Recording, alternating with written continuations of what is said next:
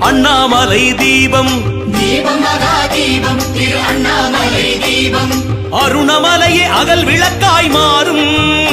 அதில் அடியார்கள் மனம் பிரியாயாகும்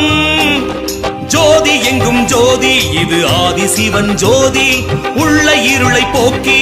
ஒளி கொடுக்கும் ஜோதி சிவரூபம் அதில் தோன்றுமே